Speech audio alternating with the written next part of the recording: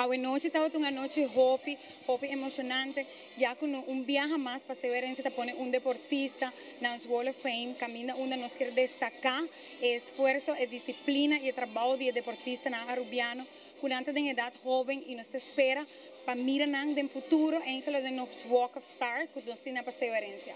Ese en que nos meta final, nos meta para nambira role models de Aruba, con juventud por Waco, vos por destacar en un deporte y vos por estar successful también y vos por estar un role model para otro joven haciendo con un positivo. Hacer de sumesos, no tengo que ser forte para treino ou para treino, e me está willing para ser então nós temos nosso apoio 100%.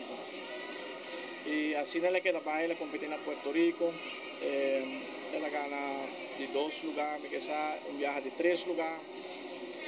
Depois ela competiu mundial na Colômbia, na Medellín, e ela com medalha de bronze. Depois ela competiu na Colômbia, não, sei estava de Colômbia, e depois ela competiu na Miami, e ela gana sua medalha de ouro no campeonato mundial. E ela competiu inteira em 2013 na Miami, também em várias férias. E ela ganha High Point Champion de América, completo de tudo muito na América. Melanie, com outra residência na América, ela ganha High Point Champion. E assim ela queda bem, e aí que ela competiu na Colômbia, na Pereira, ela queda medalha de ouro. E agora que está indo para o campeonato mundial a trove, e vamos esperar que por que trove.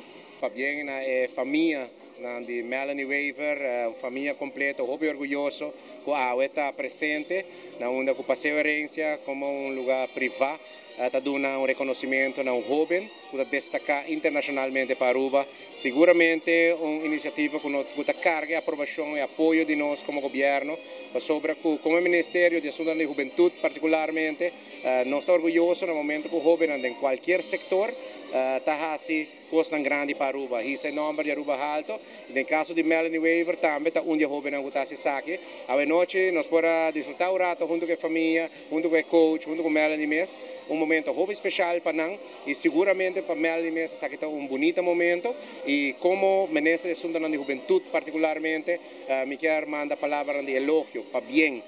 Danke também à família, ao coach, pero particularmente na Melanie Mes, que por meio de disciplina, de training, de dedicação, esta hisa Aruba seu nome na Laira e logra meta grande em sua vida.